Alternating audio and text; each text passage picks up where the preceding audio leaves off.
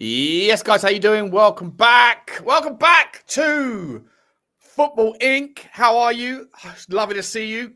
Hope everyone is happy and healthy doing the things they love with those that they love to do them with. Big up to you guys. Please do smash the like button. Here with Johnny H. Still on his holly pops. As I can see, Magic J is saying, one big permanent holiday. You don't mind a holly pop, there's old Johnny boy.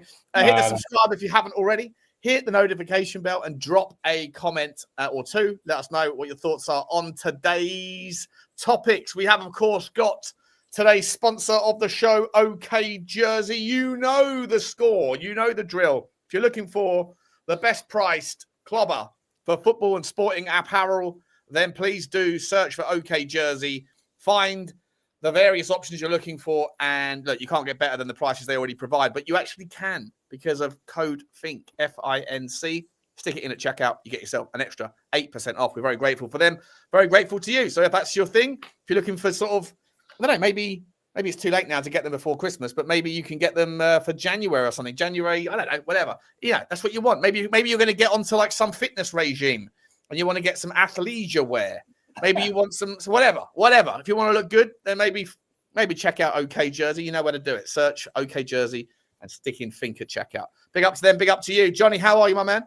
I'm all good. I'm just thinking there, like the horrible sight of me in one of those, those gym pants the women wear, right? Oh, yeah. Nice. Imagine. Yeah. running down the front in them. Look, guys, it's a bit of a break for some of the teams. Some teams who are in Europe getting their first break since August. Maybe to realign their disastrous season or season that's doing very well, get it back in line, get some of those players fit. Arsenal have got a whole week off. Spurs have got a whole week off. Palace have, and a few others. So everybody has, haven't they? Well, no, Palace actually haven't. Europa League, or is it the Conference League, have still got a game this week. Have they? Okay. Yeah. So, but a lot of them have. But big up to everyone, wherever you are, whether you're in the States, whether you're in Asia or Scandinavia. I looked up on the line there. We're viewed by about 49 different countries. But Sean and I struggle talking English sometimes. So hopefully you understand everything that we're saying. There are your accents. We will try an endeavour to do. My Dutch accent's gone to. I used to be good at accents. I don't know what happened. I've been working on a Thomas Frank accent a little bit. I just started going, look, guys, it's not great. You got to do your hair, mate. You got to do the hair. You got to play with the hair. I'm going to be bringing it out. I'm going to be working on a little bit. He likes to go a little bit. It's not great. It's a terrible game. I'll have to go and find myself a Thomas Frank wig, so I can play around with the hair. There is some stories though. Quite a big. Before we get to the transfer news, views, and clues, Johnny, did you see obviously I'm sure you did, the game last night? Well, I was. Not unfortunately. I was with the family out for a dinner last night, and I was on my phone. I had to sort of like pretend I wasn't interested in the game. It was 1-0, it was 1-1, then it was 2-1. Then they came back, Bournemouth 3-2. I'm thinking, I'm missing a cracker here, 3-2. Then I saw it was, I can imagine the meltdowns. I mean, I saw old Terry Flewers on, after I finished Spurs 5, I just popped into Football Terrace just to see, because whenever his team are playing on a Monday night, he has a few jars, right, whilst he's watching the game. I think you can tell because when he's doing like his usual lunchtime show or whatever, his daily update, he's obviously very like, Amarim, he's got to go. He's very, very punchy and like kind of, with his kind of talk, with his voice. Oh, this is all love. But when he's watching after the Monday night, he's had a couple of whiskeys or whatever. You can see he's got his little glass, and he's like, this club, I don't know what to feel. I feel broken. I feel a little bit, I don't know. I feel broken inside. And he's trying to work on his accent as well. I mean, I'm getting there with his accent. Getting there with his accent. Look, United fans have been through the mill, but at least you've got your history to look back on. Is it admirable that Ratcliffe has kept faith in Amorim? I would guess some would say yes. Others would say, what the hell's going on? Why haven't you got rid of him and brought in Glasner, who can play the same system, but with more flexibility? And there are moments probably during games where they think, you know what, I think it's coming together. Then it just goes to pot again. One thing's for sure. There's definitely small improvements, right? There's definitely small improvements in what United are doing, for sure, versus last season under him. But shouldn't there be, Sean, with that, Cunha and Buemo and Fernandez? I mean, they have spent ridiculous sums of money. They have spent a lot of money. But I don't think Amorim's the guy. And you know why I don't think he's the guy? I think that and this is a brand new thought that's just popped into my head, right? So I haven't developed it. So feel free to say it's complete pathetic opinion, Sean. But you know that the game is becoming bigger, stronger, faster. Yeah, 100%. I almost feel like you need managers to be a little bit bigger, stronger, tougher. You need a little bit more of a crusty exterior. You need a little bit more. Sam Allardyce? No, definitely not him. No, like you just, I don't know, like De Zerbi type profiles, or like Diego Simone type profiles. Yeah, I think you need a little bit more like, we're gonna go for it here, and like just be just that sort of way. I just feel like, look at Jedley King, right? Like once again disrespecting Thomas Frank. Once again, apparently I still haven't seen it, but apparently throwing his shirt down on the floor. If that was caught on camera, by the way, who was the last person who did that? Hossam Ghali. Right, and what happened to him? He got booed off. He got booed and never played for Tottenham again. Like, I just feel like there's a lack of respect for the Mr. Nice Guy. I think Amorim's a nice guy. I think Thomas Frank is a nice guy. I think they're too nice. And I think that some of the players take, sometimes you can mistake niceness for weakness, which is a big problem.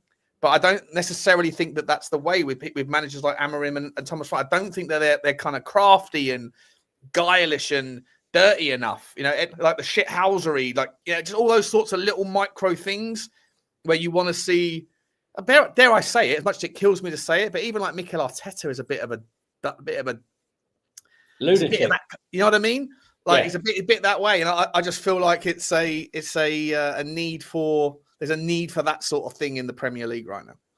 Oh, listen, look, it's no place for shrinking violets, manager or players, to be honest, let's be truthful. And, you do wonder whether Frank is, too nice, basically, too nice. But he says he's a raging hurricane inside, but he's not going to show it outside to the press. And Thomas Frank said that?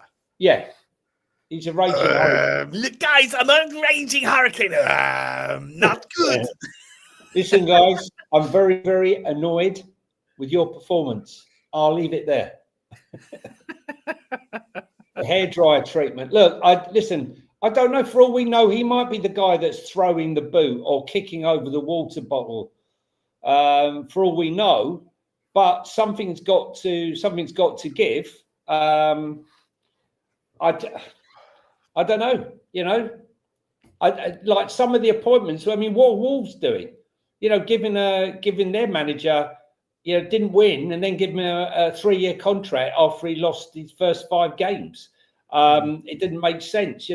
Rob Edwards, what's Rob Edwards' remit? Go in there, and although you're going down, help us get back up next season.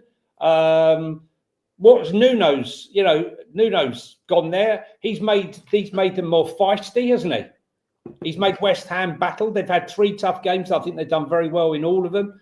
They haven't got all the points, but they put a fight up, more of a fight than they have done the whole of the season. But what are they going to do? He looks like he's got them, fighting a bit. But his job's probably on the line. If they sort of fall away again, which they're looking like there's a bit of a gap opening between the 3, isn't there, Sean? Who are you saying? Whose job's on the line? Sorry, I said there's even rumours that Nuno's job's on the line. But he's getting a tune out of West Ham's players, even though they're not winning. They're playing with a lot more fight and determination. I don't ever want to see what I saw against Forest They got 3 on points for the last 15. Yeah, well, I mean, look, Spurs were archetypical of a team that had no fight, no bollocks, no nothing, no will to win, didn't care if they lost. That's what it came across as. And I don't think any club's fans should have to tolerate that and should be voicing their opinion. But what you got to say is it might not be happening for Amorim, but the players are trying for him. Yeah, they are. That's 100% true. I said that on a show this morning. I said, even though it's 4-4, like, I can understand why, like, Terry Flewers and other Man United fans are gutted that they give up the last goal. But to be entirely honest, mate, they shouldn't have had their third goal. Right, correct. The third goal was a disgraceful decision by the referee. Like, it hit his shoulder. But yeah, they are fighting, and it felt like to me all 22 players on the pitch after about 20 minutes went, all right, fuck it, let's just go for a gung-ho game of football, shall we, guys? Like, everyone just sort of agreed, like, let's abdicate the responsibility for defending, let's play some football. Great for the neutral, frustrating for both teams to come away with a point, more frustrating for United probably because they're at home. But as I say, I think you're right in as much as, like, Man United, I think they've got a decent squad, but not a great squad. I think Bournemouth are super volatile with a manager who gets praised when they do well, but doesn't get criticised when they have horrendous runs of form, because that's just not fallen, Sean. No, no one's talking about it, mate. This is what This is what I've been saying, right? It's the same with people like, I think it's Marco Silva. I think it's the same with.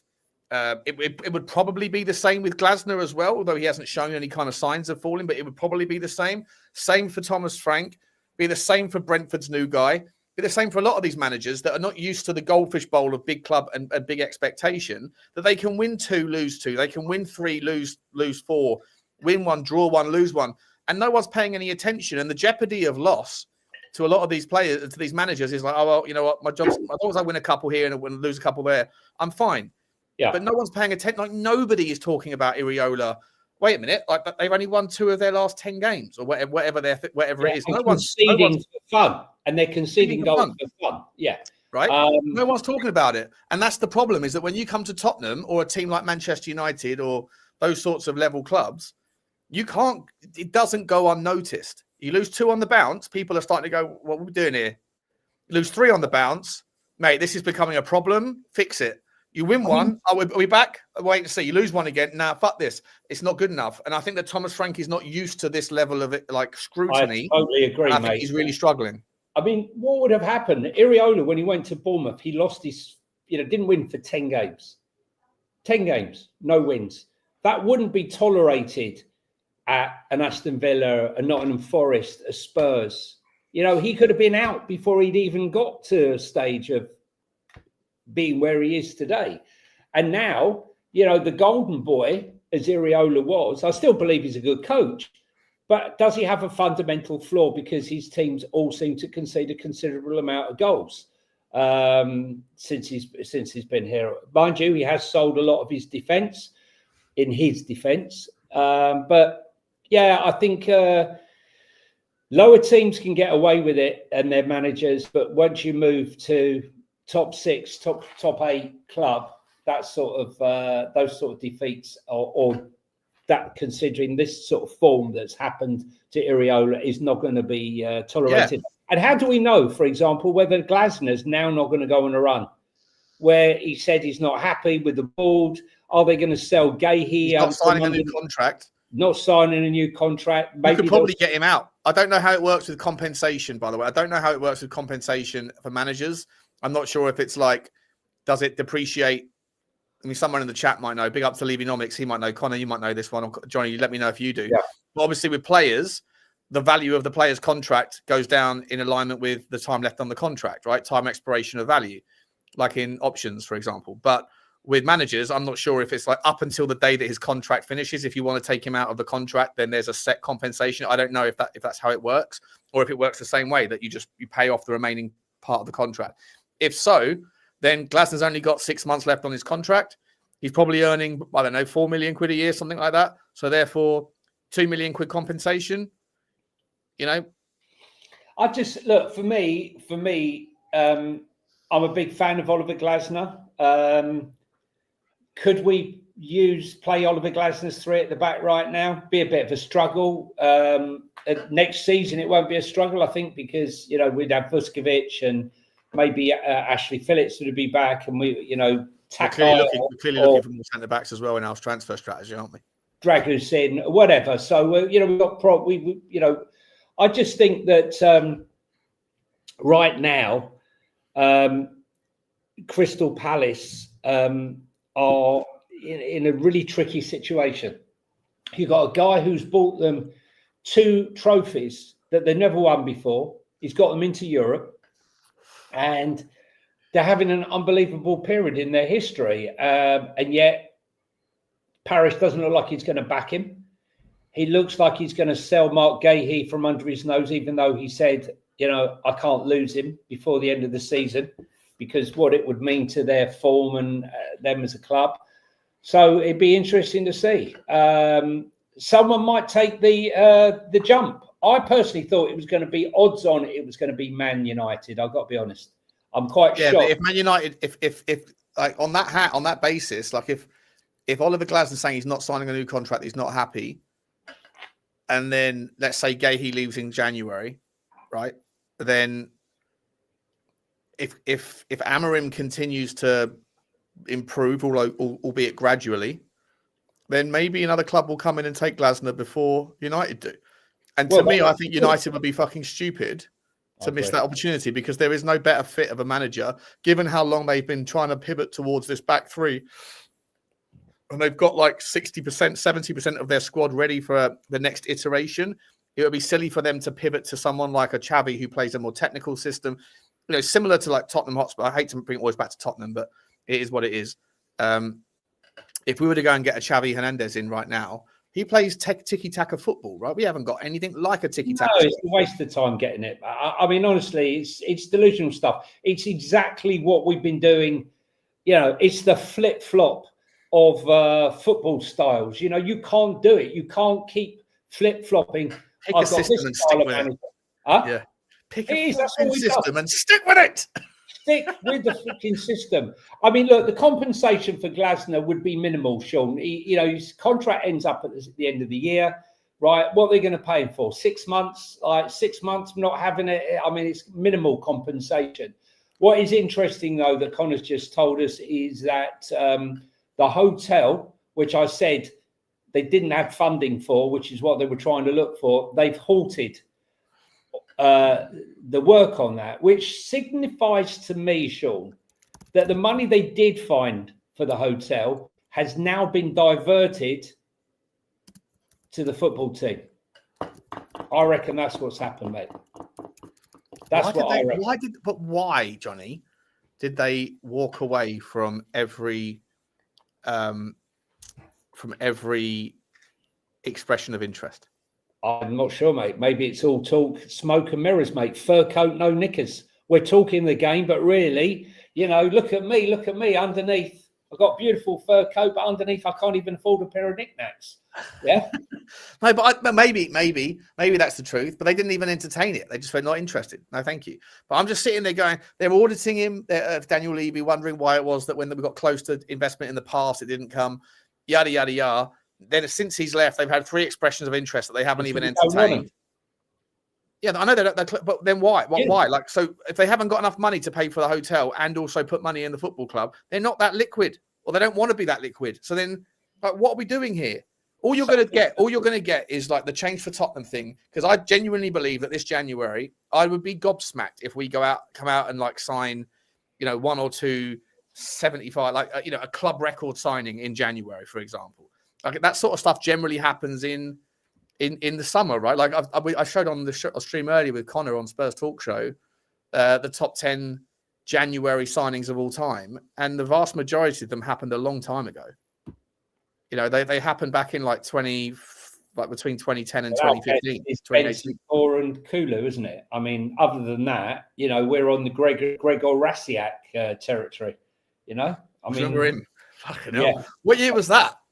I don't know, but we've had some absolute stinkers. Bit of breaking Spurs news, though, that Spurs are in advanced talks to name Manchester City's executive Rafi Mawson as head of the football operations. The deal set to be done for the highly rated City FG Group, director of football transactions, to join Spurs from City in a very prominent role. That's according to David Ornstein. I mean, Rafi is part of the modern football executive system that focuses on analytics, negotiation, and cross-club transfer strategy. Manchester City fans often talked about him in connection with contracts and signings rather than anything on the pitch. But he's been with the group for about a decade now, having worked across different clubs worldwide within the group. And within CFG, he's a very respected guy for his deal-making, negotiations, and his ability rather than coaching or tactical roles. Could be a big signing for him. I mean, you as again, like with the Don, you don't spend 10 years at Juventus. If you're shit, I don't believe that you can spend 10 years in the City group with such a high position if you're not good at your work. So if we could pull this off, it will be yet another appointment. And I would say that there's definitely been a concerted effort by the owners, new owners, or ENIC, to eradicate all history of the past incumbents in each position have been removed for an upgrade.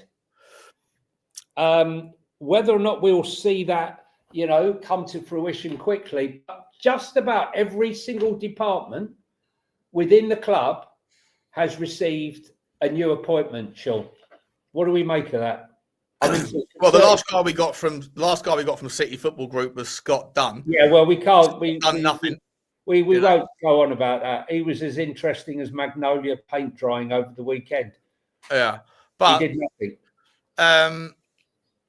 Yeah, look, on the one hand, you go, if you're good enough to be there for that long, then that's great. The other hand is major role. Sure. Yeah. On the other hand, though, if he's that good, they won't let him go. Right, but you can always make that argument, can't you? Like, what if Matisse Tell was that good, Munich would never have let him go. You can always make that sort of argument, but sometimes people just want a bigger chance, another project, whatever. Mum worked in China. For balance here, Mum worked in China and in Australia. He didn't run Man City UK. No, it's true. It's true. Yeah. What I would say is, I think the reality is, I was speaking about this earlier with Connor again. Like it's yet more evidence that Daniel Levy took on too much. 100%. Because he couldn't let anyone else take the reins. And that's probably why you see teams like Chelsea sign 3 players in a couple of days, right? How? With Tottenham, Daniel Levy's got to be overseeing the new toilet paper sponsor, the new official partner of cheese, then whatever, all that shit. And at the same time, try and negotiate contracts to stay, contracts to go, selling players, buying players. You only do one thing at a time. And Connor pointed out that he said that when Mickey van der Ven said in that show yesterday on the overlap, he said the first person that called him from Tottenham was Daniel Levy.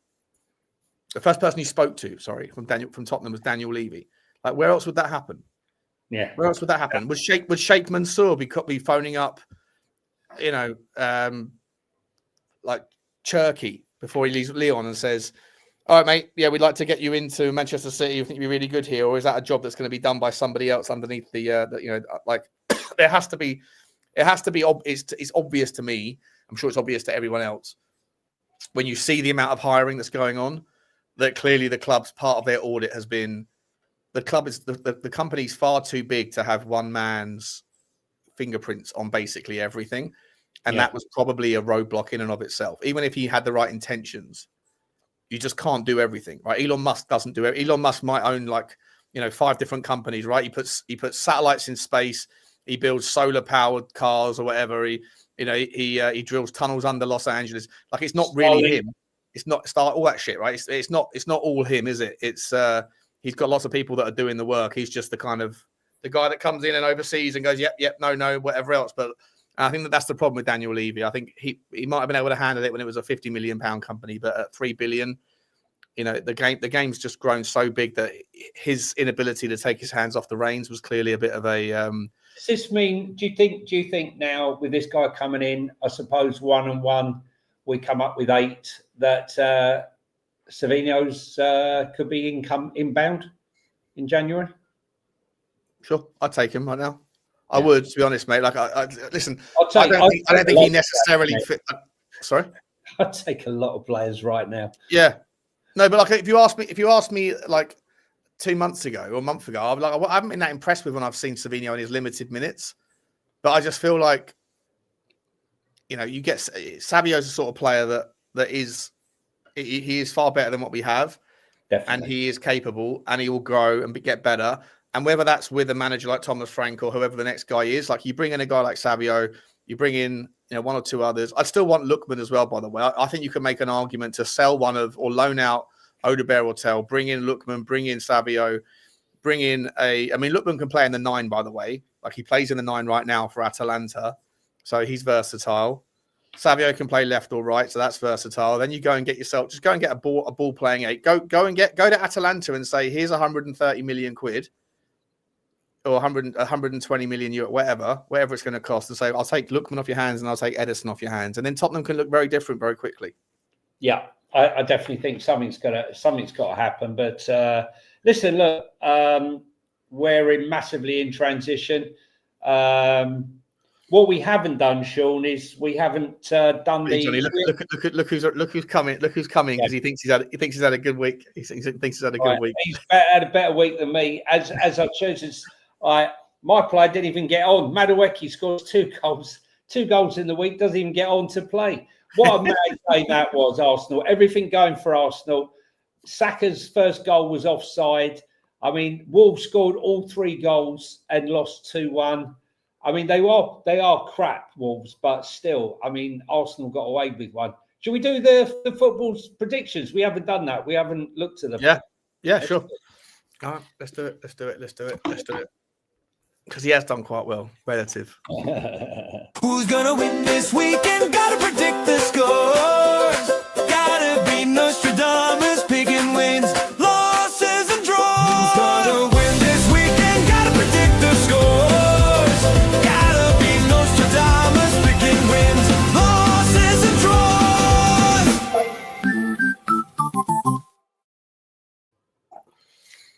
Right. Righty. A pretty poor performance from Johnny and from myself. Better performance from Matt this week, but he didn't quite get his 15 points that he promised us. Chelsea versus Everton. 2-0 was the scoreline, and Matt gets off to a very, very good start. He predicted 2-0. You went for 2-1, and I went for 2-2. So 0 points to me, 1 point to you, Johnny. 3 points to the chat. Pretty comfortable for Chelsea. Pretty comfortable. I'm wondering now what's happening with Grealish. Is he back on the old, back on the juice again, Sean? I would have loved to have taken Grealish on loan, but I said you could never ever sign him because I just don't trust that there's any way that he can go without a season. Apparently got heard that he was up on the juice after the game on the weekend. Who knows? But he needs to start showing up, mate, on a consistent basis. Cole Palmer back, apparently still carrying an injury, nowhere near right. And Malo Gusto having a good game with a goal and an assist. It's exactly what he needed, the manager. What about this outburst that he's had the worst 48 hours of his career or something? Who said that? The manager. Maresca. But he hasn't given any sort of substance to it. He's just sort of made that declaration and refusing to comment further. I would say that they're odds on for top 5. I can't see them not making the top 5 this season. They're already in the top 4, only a couple of points ahead of Liverpool, Man United. But I'd be amazed if they drop off with the size of the squad they have.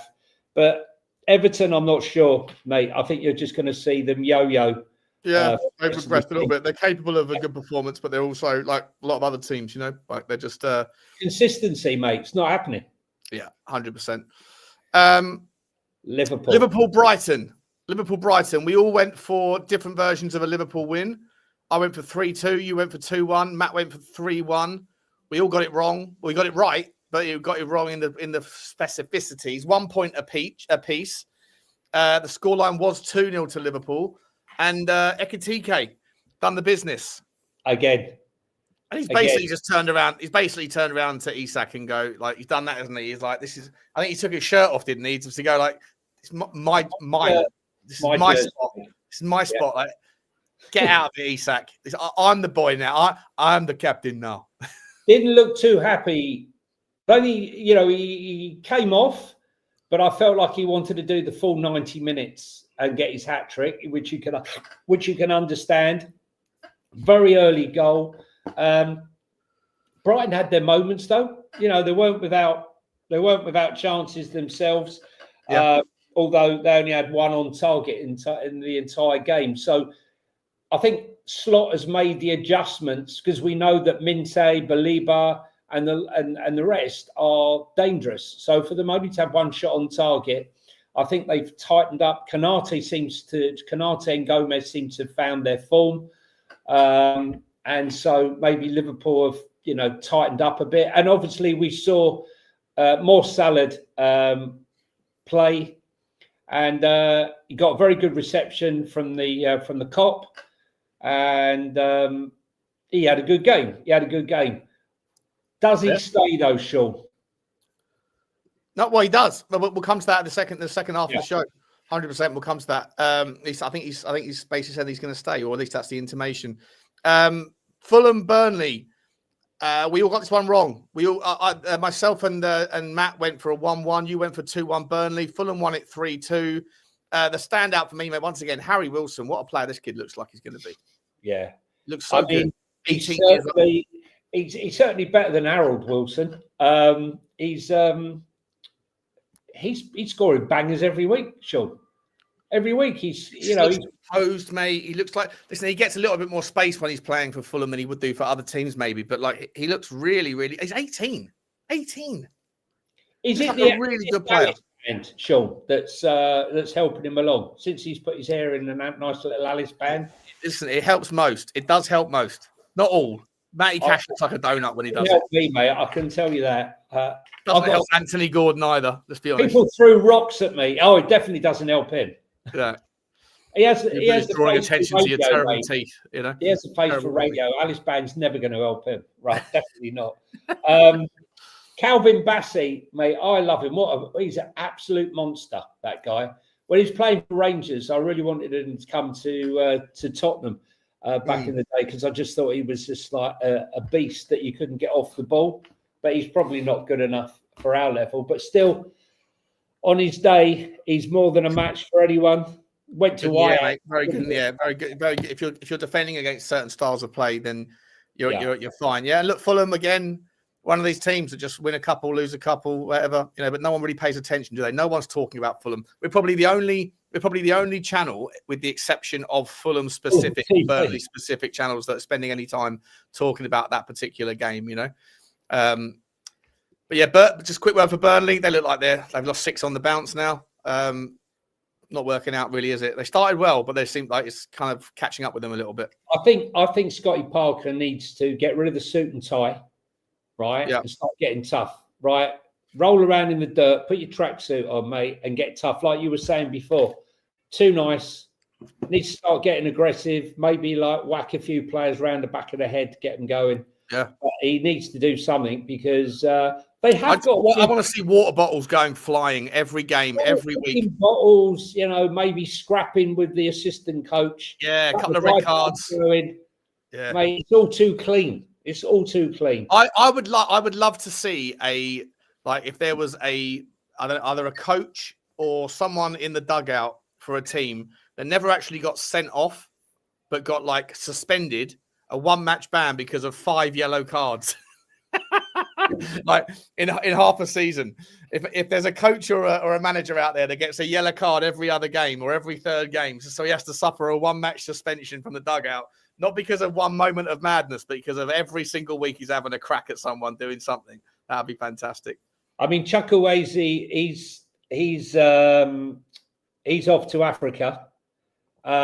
Maybe my mate Kevin, their record signing, will get some minutes because he's not really having many minutes. He didn't even come on the weekend. Maybe he's struggling. He did look good when he came on, but we'll see what happens with them. We'll see what happens. I've completely bozoed myself. When I was saying Harry Wilson was 18, I'm talking about Josh King. It was Harry Wilson's not 18. I've completely bozoed myself. 25, is he? Older than that. No, sorry, I don't know what I was thinking. It was Josh King that I thought was. I thought we were talking about. Harry Wilson came from Liverpool. My bad. Yeah. Arsenal versus Wolves. What a game this was. I was actually watching it I was the only Spurs fan along with my son watching it with a whole bunch of Arsenal fans. And when Wolves scored that goal, no word of a lie, I jumped up and ran around the bar. Yeah. Come on! I accidentally elbowed my son in the side of the head, which he didn't take too kindly. And of course, I sat down. Then the realization set in that it's Arsenal, and no doubt they'll score with the last kick of the game or something. And another own goal. It's going for them, Sean. Is their name on the league when you see games like that? No, I don't think so. No, I think they're going to bottle it again. Yeah, I think that they're like they got away with one there. They got away with one many other times as well. But they'll. I don't think. I'm just not sure they have it, mate. I think that that Guehi isn't good enough. He looks like a complete waste of space, to be honest. And I don't know. We shall see. But it's very tight. I think that Manchester City are going to get into their stride, and they're going to be. And I think Liverpool are too far back to really catch them. But they are only 2 points off fourth now, so Liverpool will probably be fine. And I don't think they're going to go through another kind of spell like they had before. But I genuinely think that I think Aston Villa. But we'll talk about Aston Villa in a second when we come to them. But Arsenal Wolves. I knew I said Wolves. I thought Wolves would score a goal. But you said 3-1. The chat said 3-0. I said 4-0. So we all got a point, but close. All got it wrong. Close, but not close enough. Okay, Palace versus Manchester City. Here's a gamer. Palace played well and lost 3-0. Yeah, well, that's what I mean. City are just they're clinical, aren't they? Clinical. I love the way that Pep, after the game, said he wasn't happy with the way Phil Foden played. He scored a goal. He then went on to clarify that he thought he defended and his tracking back was absolutely superb, but his play up front wasn't good enough. Hurrying his play, too eager to get on the ball, and not being calm and composed when moving the ball in the final third. That is the demands of the greatest manager in world football right now. Winning 3-0 and finding something to criticise. He has said that this new generation of Manchester City players is capable of going on to win everything, whether or not that is this year or trying to put a few sparks in, make Arsenal quiver. I'm not sure. They're looking better, mate. Like Cherky's looking better. Yeah, Moosh, all of them. Yeah, they all are. O'Reilly, blimey. They'll be fine. I think they're going to win the league as well. Basically, I think Arsenal have still got slips in them. I think they panic a little bit. But Rodri's under wraps. They're going to bring him through, I think, the second half of the season. See if they can get through, because when they put him in that team, if he can avoid any injury, they're going to go up other levels for sure. What score did you have, Sean, for this one? I had 3-1. You had 2-1, and the chat had 2-0. So 1 point apiece each. Okay. Well, the next one I did absolutely brilliant with because Forest 3, Spurs 0. Embarrassment, start to finish, apathy, couldn't give a shit. 26 times that I lost count at, they lost possession of the ball. No fight. When the second goal went in, heads dropped. They looked like they'd given up at 2-0. They looked like they gave up. Totally unacceptable. The Archie Gray's mistake. Vicario, berating everybody. I did think he was a mistake for the second, Sean. I don't know what you thought. It was a freak shot for sure. But I thought also, by the way, that Archie Gray, he should have hit it first time. But yeah, I also think that Vicario should have seen that the impending danger and should have booted it clear. He's got the vision. Archie Gray doesn't. It's a bit, for me, it's like 50-50. I don't think either of them get away with it there. He could have passed it left to right. Vicario has to go. He's got to go. He's got to go, Archie. He's got to go. It's like Terry Flewers there. I'm going to master him. I'm going to master his accent. It's fantastic. But it's got to go. I mean, listen. The thing is, we have bigger fish. Spurs have bigger problems than Vicario. Unfortunately, has cost us, quite a few points this season with various mistakes throughout the season. He has had some blinding games against Monaco, but is a bozo moment waiting to happen far too often right now. And there are better keepers out there. Just can't see it happening until the start of next season. Totally unacceptable. And probably just when you thought it couldn't get worse, for me, that was the worst performance of the season by country mile. Yeah. And that's saying something. We all got it wrong. I went for a draw. You guys went for 2-1. So nil point across the three. The less said, the better. Sunderland, Newcastle. I still haven't had a chance to actually catch this game, mate. So if you've seen the highlights, then I'll let you talk on it. But Sunderland, I went for 3-1. You went for 2-1, and Matt went for 3-1 to Newcastle. So I get a point for that one. You get a point for that one. But Matt gets nil point. What's your? Did you see the highlights of this one? I just saw the goal, Nick Voltemade banging the goal in, and then them celebrating afterwards. I've got to be honest with you. I've loved Sunderland this season. I remember when Luton were up. I loved watching them. They're like battling. I know they went down and what have you, but I'm just loving Sunderland. I think they're the neutrals' favourite at the moment. They just get in your face. Granit Xhaka has been unbelievable this season. We all know that they've got a massive problem now under their hands with the amount of players that are going out on to AFCON. It's going to carve them right open.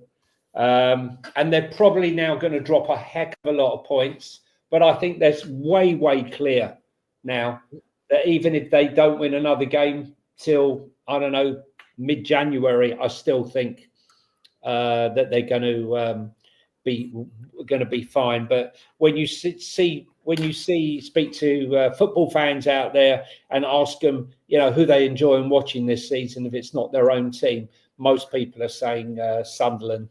And while they now eighth position on 26 points, 2 points off fourth place. I mean, incredible stuff, Sean. Sean and I did predict that they could be the surprise team with Granit Xhaka, but they are 13 points clear of relegation, Sean. Yeah, they're fine. They'll be absolutely fine. They should be fine if they carry on. They will be fine. They'll be absolutely fine. They should 100%. What score did you have for this one? Oh, you had, I had 3-1. I had 3-1. You had 2-1, and the chat had 3-1 to Newcastle. So 1 point to me, 1 point to you, and nil point to the chat on that one. West Ham Villa. So I went for a Villa win. You went for a West Ham win, and the draw was picked by Matt. Obviously, I pick up the points on that one. Do you know the thing about about Villa is, right? They're winning every game. They won this one 3-2. Obviously, they were 2-1 down at one point. They came back to win 3-2. The interesting thing is, right, that their XG, when you take away the supposed goals that they should have scored versus the goals that they should have conceded, they're actually 17th. Yeah, I know. They're scoring goals. They're scoring worldies, Sean. They scored 2 against us out of nowhere. Do you know what I mean? That's what they're doing. They're producing unbelievable scores. Look, I fancied West Ham. Will that continue? Will that regress back to the mean? And if so, we're not sure. Listen, I thought West Ham were improving, and Nuno was going to give them a fright. I was right. I arrived at the third bar, after trying to find the game, and West Ham were 1-up, and then it was 2-1 to Villa. The West Ham went up again, and Villa came back and won the game. There's a resilience to this Unai Emery team, and they play Arsenal again. When we play Brentford twice in quick succession, and they're going to play Villa at the Emirates. Yeah. I think that could be an absolutely huge game. But Villa are missing. How many are they losing to AFCON? Is it Onana? No. Yeah, probably. I guess it's Onana. I think there's a couple that they're missing. But hey ho, Villa are on the march, mate. Villa are on the march. Wouldn't it be amazing though if the guy they sacked, if Arsenal sacked, would be the guy that went on to beat Pipham to the title? That would be a story. That'd be fantastic. It'd be awesome. I really do rate Unai Emery. I think he's the sort of caliber of manager that you need to bring into a team that has those ambitions, because he's been there and done it. Someone like a Nagelsmann, someone like a Glasner, someone like an Unai Emery. No more of this, having a crack at someone that's never faced the scrutiny of 60,000 fans or whatever before. Like for me, I think that's the level. Like Villa were brilliant to have identified him, and then they've supported him with good acquisitions. But he knows what he's doing as well, and he's just a super talented guy. So Villa will be fine as long as they have him. Brentford Leeds. I think I went for 2-0 Brentford. You went for 2-1 Brentford, and Matt went for 2-0 as well. All of us got that one wrong. 1-1 was the scoreline. Interesting game actually, Brentford Leeds. To be honest, I didn't think it was. It wasn't a great game for chances, but it was quite an open game, quite an enjoyable game to watch. I had it on whilst I was doing. Man of the match again, Dominic Calvert-Lewin. Yeah.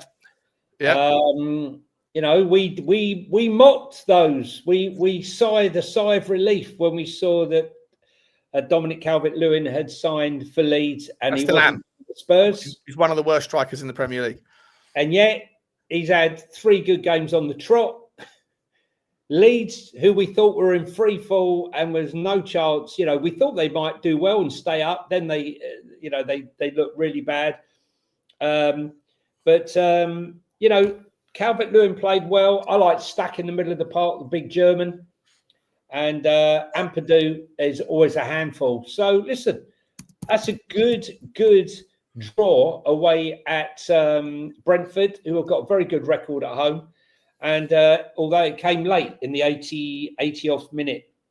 And then the last game, Man United 4, Bournemouth 4. Anthony Semenyo, we've spoken about this one already, haven't we? We've spoken about this one. Yeah, he just basically, though, I was going to say about the player, Sean, I think it's just going to intensify the demand to sign him in January. He's going to be at a club. He hasn't played that well since he hasn't had a great season since his first goal yesterday in 10 games. But they're gonna go for him, mate. They're not going to hang around. No one can afford to wait for him. He'll be at Liverpool. Yeah. So on that one, that one there, we all got. Actually, Matt got it right. He said 3. Well, not right. He got 3. He went for 3-3. I went for a Bournemouth win, as did you. Could have gone either way. I think I remember saying he's got 1 point. It's 1 point. So that's the scores. Going in. Oh, by the way, and also on the scorers predicciones, I went for Mwani, got nothing. You went for Noni Madueke. You're saying he didn't play a minute, no? No, didn't play a minute. Okay, so he's scratched off the list. And then Saka got 2 assists, so he gets an extra 2 points. So on that basis, 3, 4, 5, 6, 7, 8, 9. So Matt gets 9 points. 9 points and wins the week. Not the 15 that he promised. Not the 15 that he promised, but he still did win quite comfortably. You got 1, 2, 3, 4, 5 points, and I got 1, 2, 3, 4, 5 points as well. So on that basis, the updated scores on the doors are 110, 106, no, 116. Right. So you're on 90 points, Johnny boy. You're on 90 points. The I'm chat. like wolves, mate. I'm like wolves in this.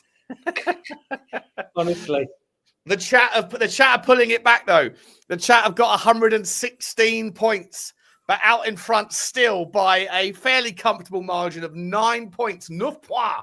Yours truly, champion after 16 game weeks, is Butler on 125 points. So 90 plays 116, plays 125. Well done to you, Matt. You did a good job. Solid effort, my man. Congratulations to the chat for getting back into the game. Last time I picked players like Mawani. Last time I ever picked players like Mawani to be my fucking scorer. Unbelievable. Unbelievable. Got a couple of supers, Shawnee. Yeah, we got some super. Oh, there he is. He's always here, Flower. He's always here. He doesn't always say anything until the word Colo is picked up. I did go for Colo. Yeah, I did, just to wind you up, mate.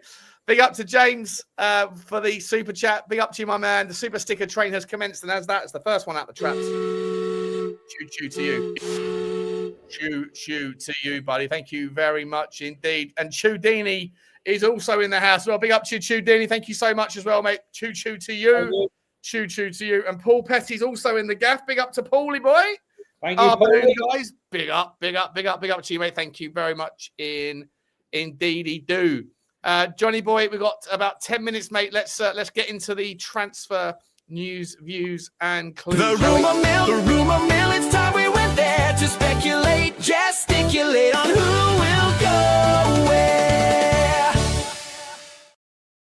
Man United definitely trying to sign Conor Gallagher, who's still only 25, unbelievably, in the January transfer window. He's actually a player that I'd love at Spurs, but would you choose Spurs over Man U? Definitely not at this current state of affairs. But obviously Manuel Ugarte has not worked out there. I thought he would. Being Portuguese, I thought he not Portuguese, but been playing out in Portugal. I thought he would have fitted into Amorim's football, but it hasn't. So maybe one out the door and one in, Sean. Yeah, possibly. Do you think Conor Gallagher is really what they're looking for? No. I think he'll be second fiddle behind. I think they want a Belieber. I think they want an Adam Wharton. I think Man United fans, that's the sort of level of. I mean, they might want two different types of players and profiles. Anderson. They want someone of the very best, don't they? And they'll find the money, and they have the draw, and the players still seem to think that that's the best place to be, you know. And I understand it to a degree, but I don't know, mate. Manchester United, to me, it's like the shine. Like, if you're looking at it, managers go there and it's a graveyard. Players go there, and if they don't immediately work out, then they go on loan or they get sold a couple of years later, and they get back to where they were before they joined.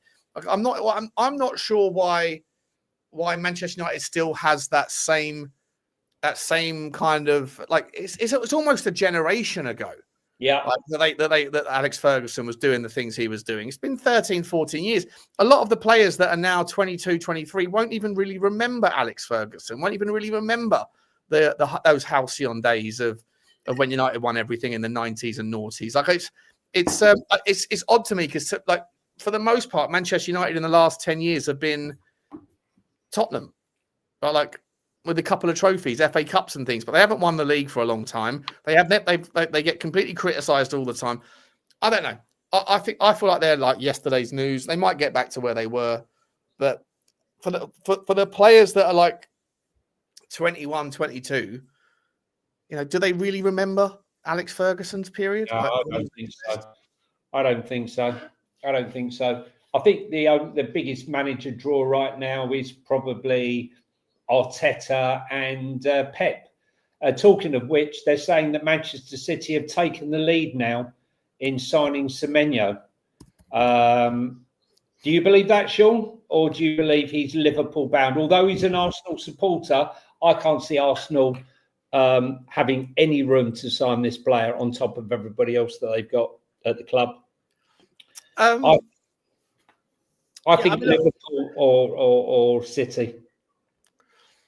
I think Liverpool. I think Liverpool. If he was to replace Mo Salah, I think it obviously makes sense. But there's lots of rumours out today that are saying that he's going to stay. In fact, let me get the article up. Yeah, I saw that, Sean. I'm just that's Fabrizio Romano. Try to find it. Where is it? Shall I read this one? Many of you crack on. Yeah, it says Fabrizio Romano's future. Many of you are asking me what's next now with Mo Salah. Well, Mo is travelling for the AFCON, so Mo will not be available for the next weeks for Liverpool. What's going to happen in England and in Liverpool is that the agent of Musari Rami Abbas will be in England to have conversations with Liverpool's management and to discuss the situation of Mo. So after Mo out of the squad against Inter, after Mo was back against Brighton, after Mo entering in the first half and delivering an assist and breaking another record and showing his quality once again, now it is going to be time for Mo Salah's agent, Rami Abbas, to talk to the club and to take a decision together on what to happen next. Liverpool, for their part, have no intentions of selling Mo Salah in January. The Egyptian international is settled in England, but remains open to a future move to Saudi Arabia, with clubs confident that they could line up offers of around 100 million to secure his signature. Yeah. Do we care anymore? I've enjoyed watching him play, but Liverpool aren't Mo Salah. Liverpool Football Club. Mo Salah plays for Liverpool Football Club, and he just becomes a long line of some of the great players that have played for that great football club, and that's it for me. But right now, it's like Mo Salah number one, Liverpool number two, and that can't be allowed to happen. That's just my opinion. No, that's not. I think I think that the shine has come off a little bit. It's like the petulance there. Maybe sort of spoil his own ends a little bit. I don't really have a strong opinion on it. I think that if they want to get rid of him, I'd be surprised if when he's going to go, how he's going to leave. Maybe at the end of the season. Although there was other articles out saying that he said goodbye. He said goodbye to his team, so he's expecting to not play for Liverpool again, and that he'll move in January. But again, those things require. What will it be? Will it be a loan deal until the end of the season? Where they pay all of his wages and then they'll give a massive something like that. Yeah, give a big loan fee or something. Yeah, who knows? Loan with an option. But look, Liverpool will move on without him. Simple as. Do you think Semenyo will end up at Manchester at Liverpool? Yeah.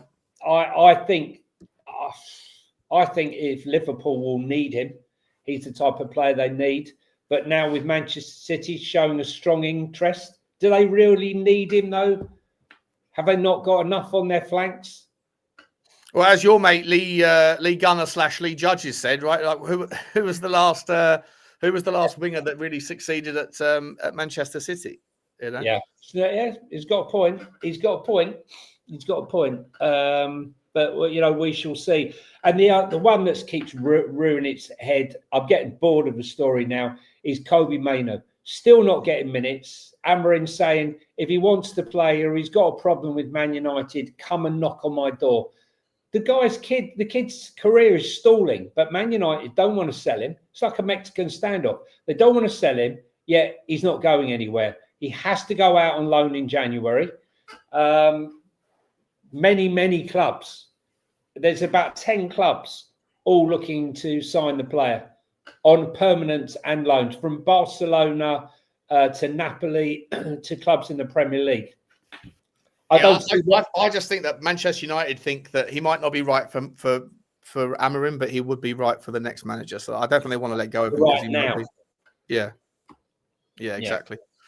We shall see. By the way, Fox United. We're not saying that they don't have pull. I'm just saying that it's a little bit surprising to me that they do still have the pull, because it's been so long since United were a dominant force. But they still do obviously clearly have the pull 100%. They have to pull over everybody. I mean, look at the players that were after the clubs that were after Bueno and Cunha and so on and so forth. So despite despite their position.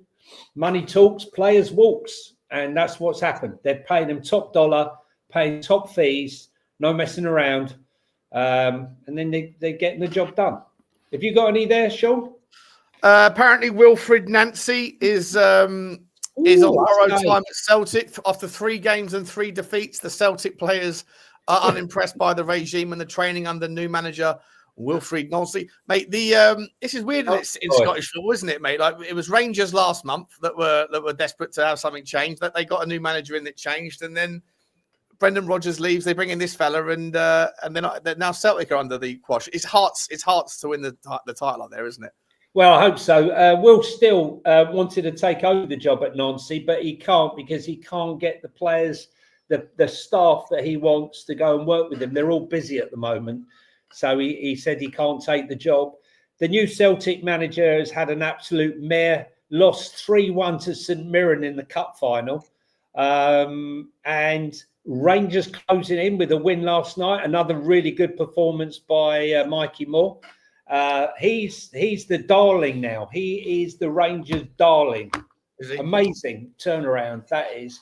But right now, getting rid of your manager and finding someone else to replace you is a bit tricky. Come the summer, Sean, I think we're going to see a crazy managerial merry-go-round when you're going to have Nagelsmann, Pochettino, Tommy Tuchel, and a whole host of other managers that are going to be free from their World Cup duties from the national teams, ready to move back into club management. Right now, moving too early could cost you.